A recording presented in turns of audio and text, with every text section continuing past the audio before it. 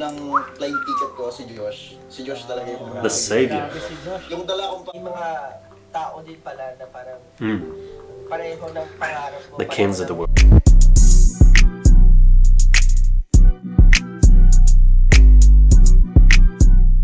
So after the Tony Talks interview, which was last week, there's a lot of requests for this one with Quinto Juan or Juan, episode 5 apparently, and episode 6. So we'll be checking out episode 5 today.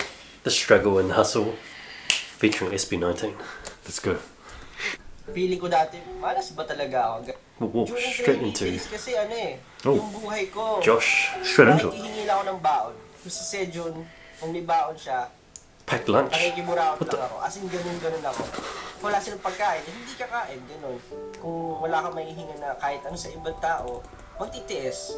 Tapos, maglalakad ka kung wala kang pamasahe. So, ganun lang siya. Ganun lang yung ano ko, Sheesh. routine ko na sabi nga nila, kung Half wala hours. kang kumot na mahaba, mamaluktot. Parang ganun. You're also watching us on YouTube. Wow, that is so What the- amazing, right? Oh, was that just a preview? Preview. Quinto Juan. Who are they? I have to be able to appreciate other people's beauty without doubting my own. We have unique lives and stories. Yung mga blessings is also a responsibility. Juan Quinto. What's up everyone and welcome to another episode of Kwento Juan! Quinto Juan. Grabe yung energy ni Josh! Yeah! Josh's energy. Nakakabutas ng pader! Ang taas! Woo! Napakataas! Kasi teka po lang! Ayun, kamusta naman kayo boys? Na-miss ko kayo. Sobrang na-miss ko. Welcome sa press con natin. Who are these guys? Is this some radio host station? Aren't they a group as well? Podcast? Bakit ba sobrang saya natin? Kasi sobrang excited natin Are they a group? magiging guest. I think so. Kaya, Oh, kasi na-miss din natin sila. P-pop Oo, group. sobra. And I'm sure masushook sila na oh Shook. my goodness, talaga nag-guest sila dun sa Kwento Kwentuhan. Juan. Sure. Gaganon yung mga fans Ganun nila. talaga yung tanong. Oh my goodness. Ganon. Hindi, iba yung fans nila eh. International. Yeah. Oh my God. Ganon. International. Oo. At saka, alam mo, sobrang saya natin. Bakit? Kasi, ayun, nandito pa din tayo Bulacan. sa Bulacan. Quarantine pa din. Masaya naman. yun. Quarantine. Nasa Okay, sayo naman so kung paano ka magiging masaya. facts. Kung saan ka magiging masaya. Okay, wag na natin patagalin pa. Oo, I'm sure yung mga makakakita ng show na to, what? What? Oh. Nice segue ha. So, wag na nating patagalin pa, pero ang tagal na Pero actually. ang tagal na natin. Ito na po ang best voice ng Pilipinas. SB19. Wait. Yun, kasama natin. Oh, all of them, all of them. Josh, Pablo, Justin, and Steph. Is Ken like, is Ken frozen? Ayan. Was it? Hi This is guys. posing. Kamiss namin kayo ng legit. Kamusta naman? Oh, it's just the audio, is it? Oh. Man, Nagtatansyahan kung sino mo. actually, parang sad pero na-overcome naman kasi nga quarantine ulit tayo, balik na naman sa dati. So, ayun, malungkot pero at least may mga ways kami. Look at this room. Ako naman, medyo, para sa akin, yung quarantine, nakakalungkot, pero at the same time, parang naging time ko talaga para ayusin yung mga gamit ko. Kasi Fix my naglilipat stuff ako. up. So, since wala kaming mga schedule, wala kaming masyadong ginagawa, bukod sa paggawa ng mga kanta pa na i-release namin, nakapaglipat ako ng mga gamit ko, wala akong katulong. Alright, good timing, good timing. So, it worked for my favor naman yung quarantine. Nice. Kind of fun. Nice. Productive naman.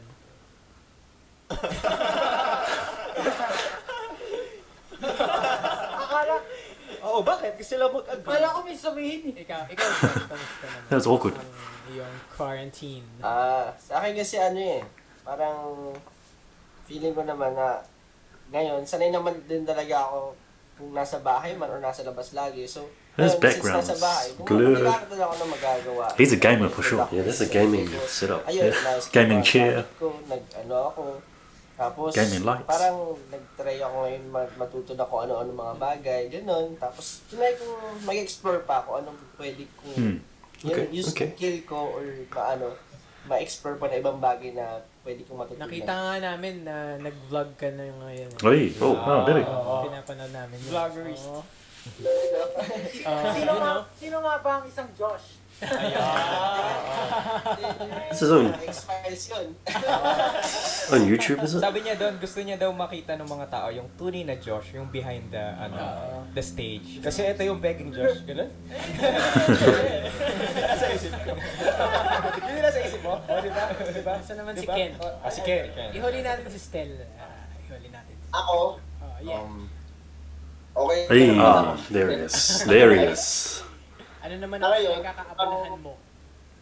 Ako kasi parang pag umabot ng mga 2 a.m. or 3 a.m. In the sobrang studio or something? Nanonood ako ng mga tawag dito. Alam mo yung sa forest na nagluluto. What? That's so random. Ken is so random. That is awesome. He's so random. Tapos pagdagising ko, tinatry ko talaga magluto. Kasi sobrang naiinggit ako na ang galing nila magluto. Parang ang sarap panoorin. Chef Bago. Ken? Alright. Tapos air fryer lang yung gamit. Tawag dito. Ano yung lutuan na yan?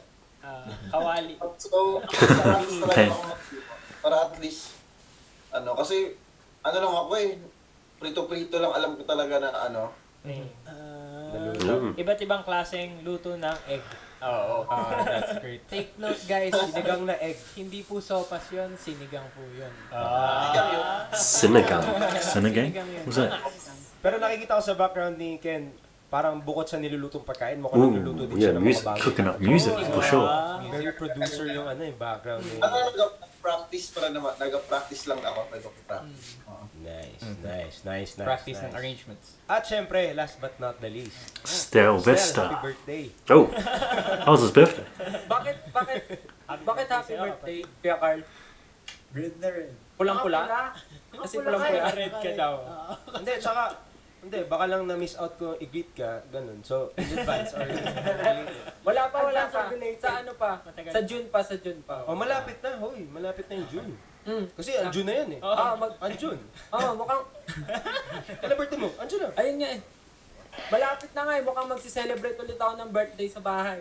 Huwag naman. Puntahan ka namin dyan. Oo nga. Pwede naman sa bahay, basta kasama ka niya. Basta may dalang foods. Oo. Hindi naman halatang na-miss natin sila, no? Oo. Wait lang, hindi pa nga nakikwento ni Stel eh. Oo nga. Sorry, na-excite kami sa birthday kasi. Quarantine stories. Ayun, kagaya ng lahat, okay naman. Marami rin ginagawa, tinatry, pinagkakaabalahan. Tulad nila, nag-explore din ng iba't ibang bagay, nanonood ng mga random videos na pwede matutunan sa internet. Okay naman. Masaya naman. That's great. Well, gusto ko ipauna na sa lahat. Gusto namin magpasalamat sa inyo kasi pinaunlakan niyo yung invitation namin. Yes. Alam namin na super dami yung ginagawa and this is supposedly your rest. Pero inistorbo namin kayo. So, thank you very much. At ramdam na ramdam namin yung pagmamahal niyo sa amin. Yes. Dahil pinagbigyan niyo kami. Ano ba naman yun? Kayo pa ba? Si Janga pumupunta pang Bulacan eh. Bulacan. It's got like wind blowing. Jun, nagkatato ka pa on his head. Nagkaayos ka Public. Hindi naman. Actually, I was probably a fan. Kasi nagkakaroon siya ng mga bagong kaibigan, bagong maraming kaalaman siyang natutunan sa inyo. Sana. Kaalaman or kalokohan, kung ano pa man yan. Pero yun, nandun pa rin yung dito, offer ko kay Justin na mag-road trip kami kasama ang buong grupo. Alam niyo, may proposal ako. Punta kayo dito sa Bulacan. Mayroong lugar dito, DRT. mga falls, mga bundok, Ooh. mga hills. That sounds ganyan. nice. Para ka napunta ng Bohol, na Palawan, na Boracay. Ay, wala pala beach. Basta ganun, Pero may ma-nature. falls. May mga Oo. batis. Pero tapos malapit na sa Manila. So, It's near Manila. tara, Okay. let's go. Kasi napuntahan na I need to namin. bookmark that one. Yeah, I really want to go. Lagi, di ba? Feeling ko pag Go, kasama thanks. kayo papayag si Ja, pero pag kami lang, Oh, Hindi, hindi natin yung panic ni Ja. Baka gusto niyo mag-explain. Can you explain your side, bro? Kasi, Nagsawa ka na sa para amin. kailangan, hindi. Para ma-miss ko kayo, kailangan kong mapatunayan. May-miss ko kaya sila pag umalis ako, gano'n. Hindi. oh. Okay, so, gusto ko din pala kayo i-congratulate sa What? inyong latest single na. What? Grabe. What? LSS kami. May certain tone yun eh, di ba? What? What? Ganun. What? There it is. And There it from is. the music production to the music video, talaga namang international levels. You raised the bar for OPM. Not just for groups, pero for OPM in general. I think I will not be shy to say that's probably the best music video I've ever seen na Filipino made so far in my Really? entire human What being. was crazy though? Yes.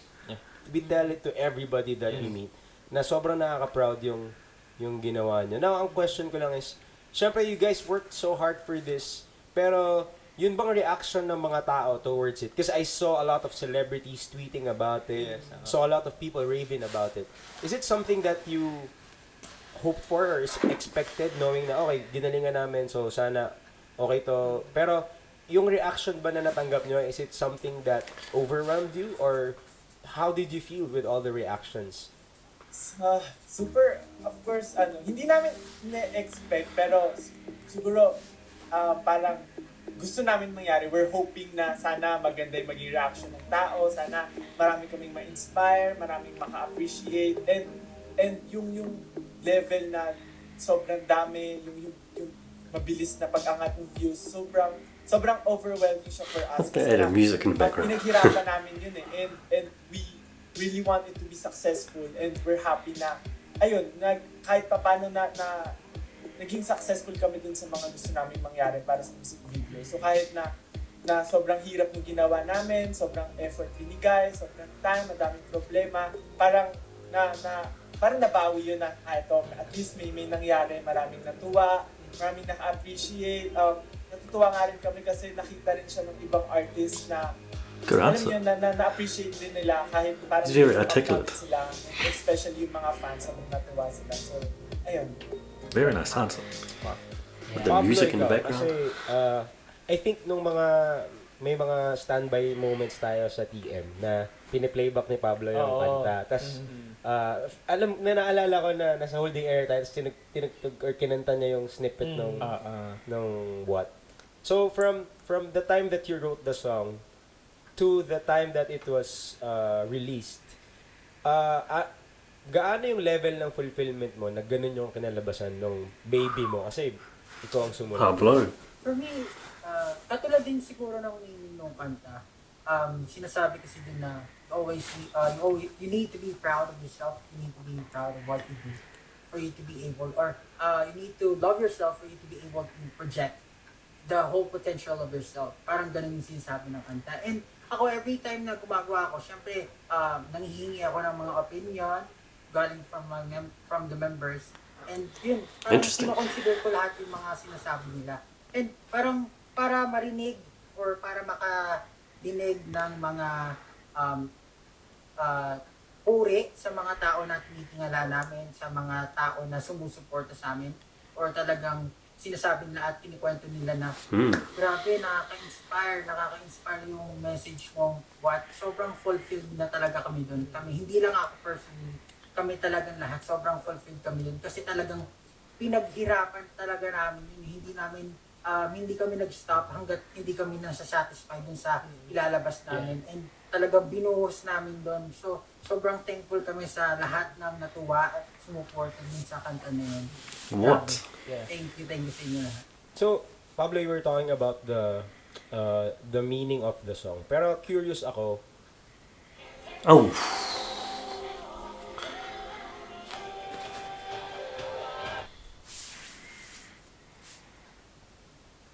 ano yung naging inspirasyon niyo? What drove you? What pushed you to actually come up with the song? That's directly inspirational. Kasi yung grupo namin, meron talaga kaming ultimate goal. And that is for the Filipino talent to be known all over the world. Well, they achieved that already. Tulad nga sa nang sinasabi ko, interconnected kasi yun. Katulad ng sinasabi ko sa previous interviews namin, na like, iba't ibang countries nag-focus yan sa different things. Kaya sila kilala sa isang bagay. Yeah. So, I think sa sobrang The talent music, ng super mga talented Pinoy, Filipinos. Sobrang talent na Pinoy talaga na sa tingin ko, pag nag-focus tayo dito sa craft natin na to, at talaga namang binigay natin, binuwas natin sa lahat, na yung energy, resources natin doon, feeling ko, we can reach new heights talaga eh. Feeling ko makikilala talaga tayo sa buong mundo. Tsaka bukod Absolutely. sa talent, iba yung puso ng Pinoy, iba yung puso ng Pinoy. Kasi alam mo, ang daming, sa totoo lang, ang hirap dito sa Pilipinas, ang hirap mabuhay sa Pilipinas. Pero no matter what happens, yung mga Pinoy nakangiti pa rin yan. Makikita mo yung drive nila, makikita mo yung passion nila na mabuhay, to survive. And kami, gusto namin na i-share sa mga tao yung mga experiences namin sa buhay. Kasi we feel like kailangan nila yun. Lalo-lalo na sa panahon ngayon ng pandemya. Maraming pinanghihinaan ng loob, maraming sumuko sa buhay. Parang kanta namin, parang we're here to remind them that they don't need to be afraid. We're all in this together and we can get through this in time. Talaga darating yan sa atin. Kailangan lang natin maniwala at darating yung mga blessings. Yeah. Wala. What a leader, man. What a leader. Parang ano yan, no? Hindi ako nagtataka kung bakit naging parang intertwined yung grupo natin. Because we're kind of beating the same heartbeat. It's the same heartbeat to inspire the nation to dream again, to inspire kids na mangarap muli at magpunyagi sa mga ginagawa. Ang lalim ng punyagi. Nasa Bulacan ka kasi. Dito ako excited pagkwentuhan kasi marami siguro sa mga nakakilala sa inyo, nakilala kayo na famous na kayo, like you're on top. Ako especially nung na-encounter ko kayo, you went up. Kasi gala go up. So up, nasa up na kayo. Go up. Galing na mga bata. Nung nakilala ko kayo, nandun na kayo sa up. Pero hindi alam ng lahat yung prosesong pinagdaanan nyo. And that's something that I'd like to talk about. Ano ba yung mga backstory nyo? What made you decide to be part of SB19? Ano yung na-experience nyo bago kayo naka-go up? Ganon. So, let's start with Ken. Ayan, si Ken. Parang Ken. Nag-stop kasi ako ng study that time. Pag-stop ako ng study, nagpaalam ako sa parents ko na sabi ko Rest. He wanted to rest in high school.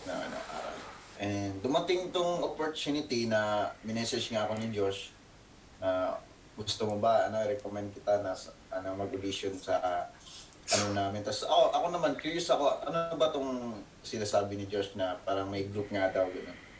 Tapos ayun, that's crazy. ako parang naging parang Virtual audition audition. ko. Nag-send ako ng video sa kanila. Sinat ulit ako, sabi nila, parang okay lang ba sa'yo na pumunta dito? Pero yung problema ko talaga kasi wala akong kapera-pera talaga. Wala akong kapera-pera. So, doon ako nagpaalam sa lola ko. Sabi ko sa lola, baka hindi na ako baka hindi na ako tutuloy mag-study muna. Sabi niya, bakit? Sabi ko, kasi nag-audition ako tapos natanggap ako sa isang company. Sabi niya, seryoso ba yan? Baka scam daw, ganun, scam. Sabi ko, kung scam, hindi po ulit. Easy as that. Sabi ko, ganun. True. True. Sabi ko, uwi ako ulit. Tapos, sabi niya, sabi niya, wala kaming pera. Sabi niya, ganun. Sabi ko, utang ka muna kay tita. Sabi ko, utang ka muna. Yung lola ko lang talaga yung kasi hindi ko pinaalam sa lahat kasi siyempre sigurado hindi papayag, di ba? Pero nung time na yon, yung umano ng plane ticket ko si Josh talaga yung The savior. Yung dala kong pocket money ko, 1.5. Oh. 30. 1.5 lang yung dala kong pocket money. So, ako personally namang problema pa ako kung paano. Tapos nakarating ako dito, sabi ko, paano ba bumiyahe papuntang nung studio na yon. So, nag-taxi ako, tapos yung nagbayad ko ata, magkano ba yung 600 sa $900 na lang. So, $900 na lang. So, grabe yung pinagdaanan ko. Tapos, buti na lang, may tita naman ako dito na taga Manila talaga. Shit, auntie nakatira. So, sa kanila muna ako nakikitula. Pero nakakahiya. Sobrang nakakahiya kasi parang inisip ko, dapat di ako maging pabigat sa kanila. So, ako gumigising ako ng 5 a.m. Magluluto, Nice. plato, maglilinis na ako. Repay them Pero at back. least pagising nila, may kakainin na sila So, para hindi naman sila bad trip, di ba, sa akin. Mahirap na. Smart. Tapos, That's the way to do it. ka pa, nakikicharge ka pa. That's the way to do it. Wala kang Freedom. sa kanila. Tapos hike talaga ako nakahiga sa tahig. hindi naman ako sanay talaga na matulog sa home na higaan kasi lumaki akong bukid. From Talaga ako. province. So, ano ako sa banig? Alam niyo yung banig? Oh, really? Man. Simple na pamumuhay lang. Halos kasi yung family namin, marunong talaga tumugtog ng instrument, ganun.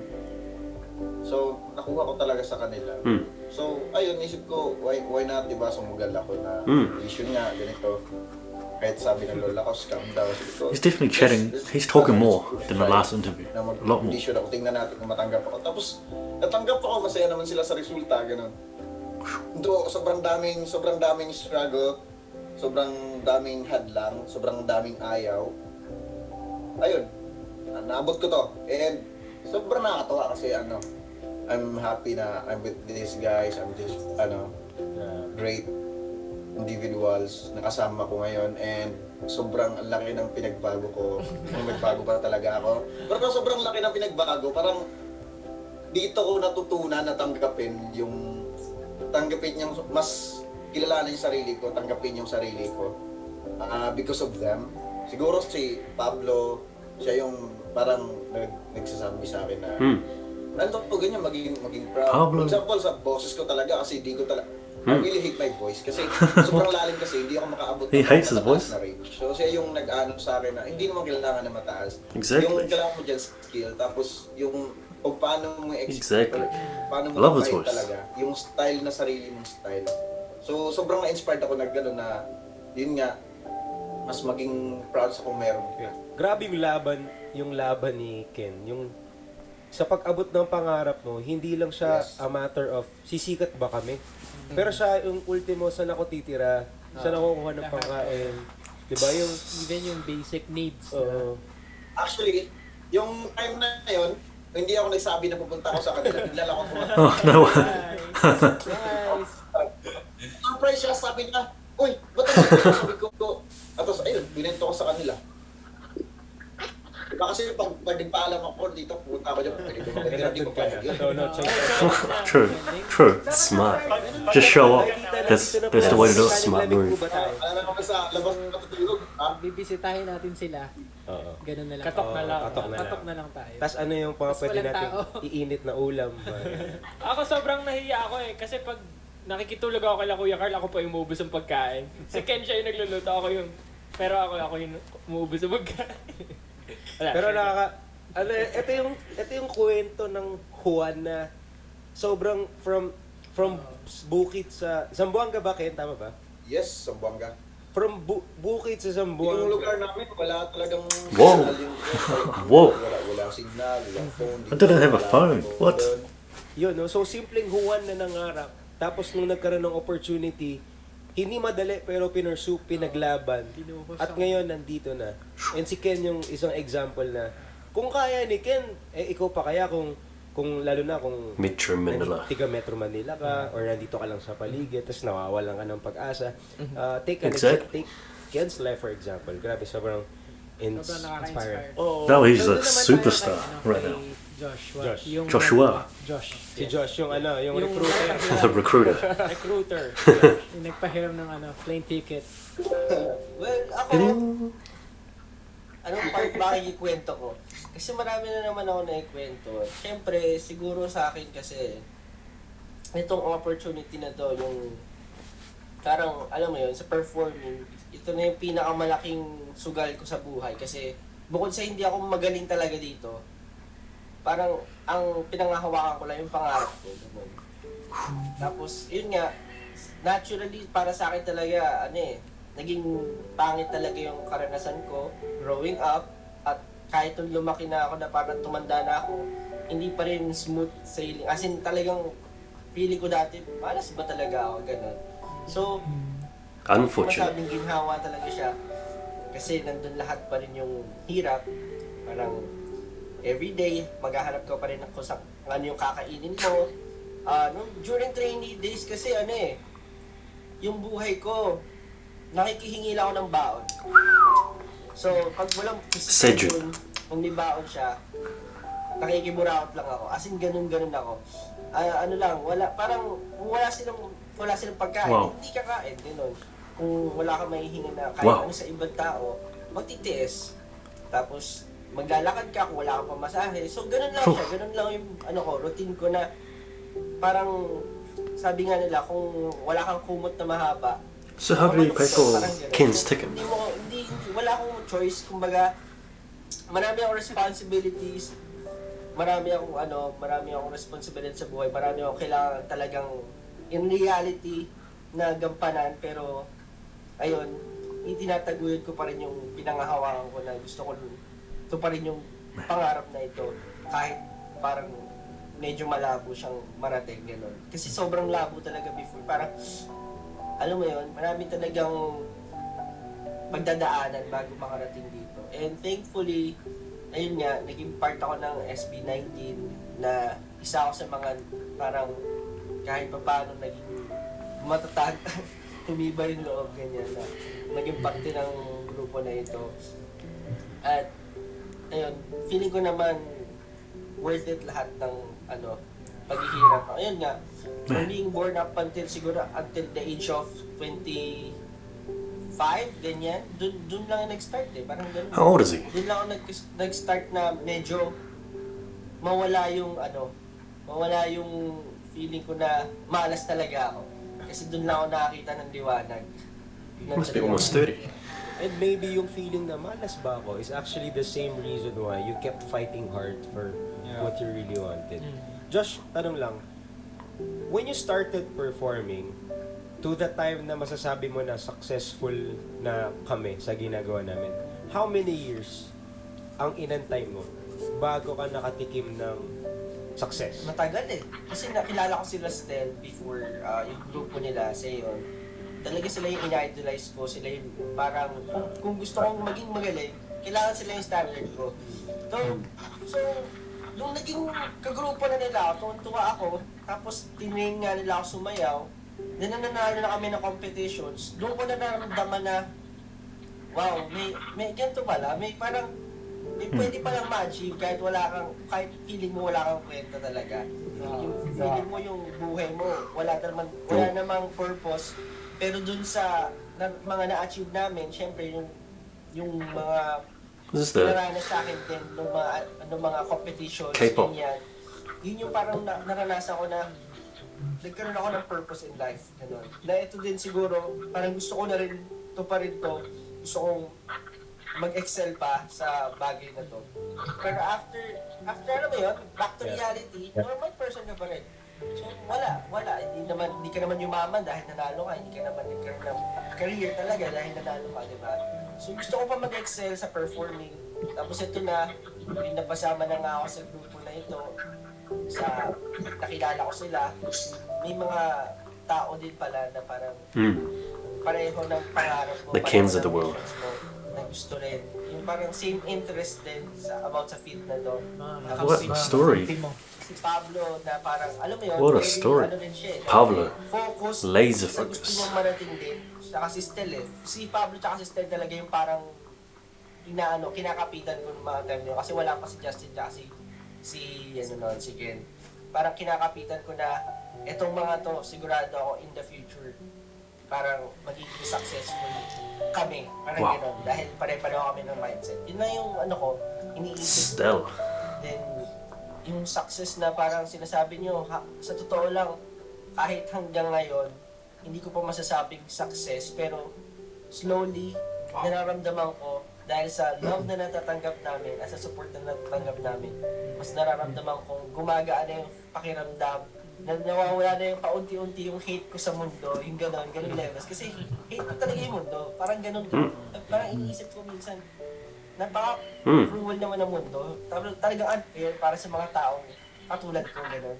Pero ngayon, dahil pinaparamdam sa amin na mahal kami ng mga fans, ng mga tao, parang unti-unti, nawawala yung hate ko sa lahat. Parang Very inspiring. Wow. Ang dami ka ng notes How about you, Stel? Kamusta? Ano Wow. naman ang kwento mo bago ka naging part ng SB19? Yeah. Ayan. Gaano ba kahirap yung mga pinagdaanan mo? Yeah. Ano na rin to, itong sasabihin ko, share ko na rin yung story para na rin sa mga kung sino man dyan na nangangarap pero natatakot, nahihiya. Sana maging, kahit pa paano maging example or kahit pa paano magkaroon kayo ng lakas dito. Nagsimula kasi to nung high school ako. Doon ko na-realize and doon ko naramdaman sa sarili ko na parang, bakit ka nahihiya, bakit ka natatakot, bakit hindi mo subukan. Yun yung mga salitang tumatak talaga sa isip ko. Parang, sino ka ba para mahiya? Sino ka ba para matakot? Ano bang ginawa mong masama para itago mo yung sarili mo? Parang ganun. Growing up kasi, kaya ako natakot and kaya ako nahiya. Kasi, Damn. nung bata ako, lagi There ako goes the nabibigo. music. Mga away, mga nangaapi, mga bully, ganun. Pero, hindi ko pinapakita yung side ko nung bata na naaapi ako. Kasi, pag tinignan mo ko ngayon, di ba para akong bibukid, parang ganun. Kasi nung bata pa ako, talagang hindi ko pinapakita na mahina ako pag ginagawa Wow. nila ako. Basta Who pag bullied pinakaaway sa akin, hindi ako lumalaban. They'll be punching the hindi air ako right now. battle. Tapos, ayun, habang lumalaki ako, doon ko na-realize na parang, di ko ba't ganun, pag mabait ka sa tao, parang mas lalo ka nilang inaabuso, ganun. Dumating na ako sa point ng ganung pag-iisip. Pero never naman ako nag-hold ng galit, ng grudge sa mga taong nang api sa akin noon hanggang ngayon, mga ganun. Tapos, ayun nga, nung high school, hindi naman siguro sa hadlang, pero kasi yung parents ko, mas gusto nila na mag-focus ako sa studies kesa sa mga extracurricular activities sa school. Okay naman sa kanila, Just pero like yung all mga, Asian parents. kumbaga, okay sa kanila yung mga inter-school project, inter-school na mga gawain. Pero yung mga, bawa, sasali ka ng dance group, tapos lalaban sa labas, mga ganun. Hindi na nila gustong gawin ko yun. Kasi mas gusto nila mag-focus ako sa school and kung ano yung makakabuti para sa akin sa school. Pero naisip ko kasi noon, sabi ko, bakit hindi ko itry? Wala naman sigurong masama. Tapos ayun, hanggang sa tinry ko lang magpursige. Pero sa sarili ko noon, iniisip ko parang may mararating ba ako sa ganitong ginagawa ko or talagang mag-focus lang ako sa studies ko. Tapos nagkaroon ako ng mga friends na nagpo-push sa akin na Yeah, he's too talented to let may talent ka naman, to bakit just hindi mo pa subukan? Wala study. naman masama. Kung kaya mo naman pagsabayin studies and yung gusto mong gawin, yung extra na gusto mong gawin. Kasi honestly, sa studies, hindi naman ako yung masasabing super matalino, hindi naman ako masasabi yung super magaling talaga sa class. Pero siguro, ako yung masasabi kong masipag lang, ganun. And yung grades ko naman, hindi naman ako bumabagsak. Kumbaga, okay naman ako, parang ganun. Kaya sabi ko, feeling ko naman, kaya kong pagsabayan, basta hindi lang ako babagsak. Okay na yung ma-maintain ko, hindi lang ako babagsak.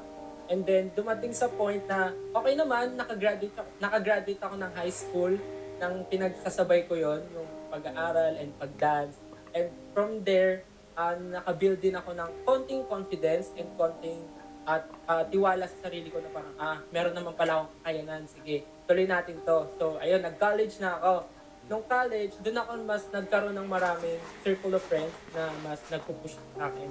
And, ayun nga, na-mention ni Josh na doon ko nga nakilala, yung mga kakilala ko nung high school, bumuo kami ng group, which is yung Seyon nga. Seyon. Tapos lumalaban kami internationally, and then, sa kasamaang palad, nagkaroon kasi ng time, nung college ako, pinagsabay ko yung studies, yung pagsasayaw, and yung pagiging working student. Para makatipid din sa tuition fee. Ayun, kailangan ko mag-working student.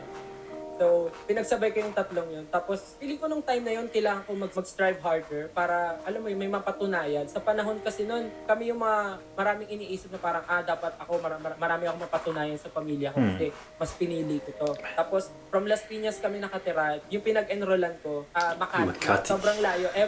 Everyday travel from Las Piñas, Makati, Las Piñas uwian to yun. Makati. So, How far is aral, it? practice ng sayaw, and then work. Yun yung ginagawa ko. And then work. Okay. Tapos dumating sa point na sobrang pagod na ata, hindi na kinaya ng katawan ko. Nagulat na lang ako, umuwi ako sa bahay, sobrang nalalambot ako, tapos hindi ako makatayo. Tapos lahat ng kinakain ko, tinusuka ko din, gano'n. Tapos dinala ako ng parents ko sa hospital. Tapos ayun, Hospital? sabi ng doktor, muntik na ako magkatulog sa baga. Sa What? sobrang daming ginagawa ko siguro, pagod din. Tapos doon talaga parang nalugmok ako. Kasi wala, lahat ng pinagpaguran ko, lahat ng naipon ko, doon din napunta sa pagpapagaling ko. And doon ko na-realize na parang dapat pala hindi mo rin pinapagod yung sarili mo. Kasi yung ginagawa mo, yung pinag-iipunan mo, mapupunta rin sa wala pag ikaw na yung nawala. Parang ganun. Matuto ka rin na alagaan yung sarili mo, ganun. Wag mong sobrahan yung paggamit sa katawan mo kasi ikaw rin yung mawawalan. Suffer. Tapos ayun, nung nagkasakit ako, syempre hindi ko na pwede ituloy yung studies ko. Kasi napunta na lahat ng pagpapagaling ko. Yung mga sinesweldo ko dun sa sa pinagtatrabahoan ko, dun din napunta sa ospital. So napagdesisyon na ng family ko na kunin na lang ako ng tita ko sa Japan. Makatulong ako sa kanya doon and pwede niya pa ako bigyan ng extra money, kumbaga sweldo sa pagtulong sa kanya. Para yung may ipon ko doon, pwede ko rin ibigay sa family ko, sa parents ko sa Philippines. Parang ganun yung naging Did he still study or what? Naging okay naman ako, nagstay ako ng 6 months sa Japan. And then pagbalik ko ng Pilipinas, ayun, natuloy na nga yung Seon. sinasabi ni Josh, yung Seon. And then doon ko siya na-meet, doon ko siya naging friend. And then naging kagrupo ko siya. Tapos, dito na rin dumating yung pag-try ko na sumali sa audition for SB19. Actually, nung una, sorry, medyo ang haba ng story ko. Okay lang. Next week, Oh, is that it? ng Kwento Juan. Is that it? I was getting into that. Oh, I was getting into that, man. so I got Pablo This and is Justin This to is go. so good. Wow, Thank you guys for recommending this. this is really good. This is another level of detail. That was, you know, the first half of the struggle and hustle featuring SB19. To see stories from, you know, Ken, Josh, and Stel, and man, we knew this story, but this was more in depth. Very the detailed. minor details. We didn't know the struggle they went through. Yeah, hearing them speak, you can tell that they actually went through a lot of struggle. All three of them at the moment, just like were just The stories are struggling, like in poverty, and now they're like literally like started from the bottom. that's good. So I guess we'll be waiting for the next 2 episodes, which we'll probably watch next week. So stay tuned for that. But Yeah. yeah, very much appreciate those that recommended this one because so far it's been amazing to watch. Hit that subscribe button so you get notifications for next week's videos. We'll probably post something this weekend as well. It's supposed to be 19 content. Also got some exclusive content which is copyrighted on YouTube, only on Patreon. So check it out here. And follow us on social media above, and we'll see you next time.